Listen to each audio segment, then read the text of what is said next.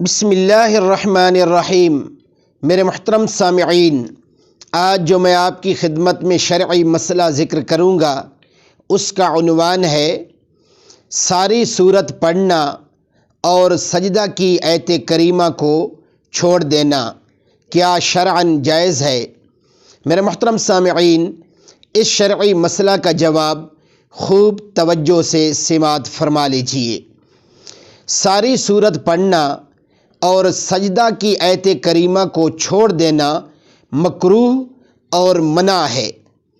سجدہ سے بچنے کے لیے آیت سجدہ نہ چھوڑے، کیونکہ اس میں عملی طور پر گویا سجدہ سے انکار ہے جو مؤمن کی شان کے خلاف ہے، اور اگر سجدہ کی آیت کریمہ پڑھے اور اس کے آگے پیچھے کی آیت کریمہ نہ پڑھے تو مکروہ نہیں ہے، لیکن اس صورت میں بہتر یہ ہے کہ آیت سجدہ کے ساتھ اس کے آگے یا پیچھے سے ایک دو آیت کریمہ اور ملا لے۔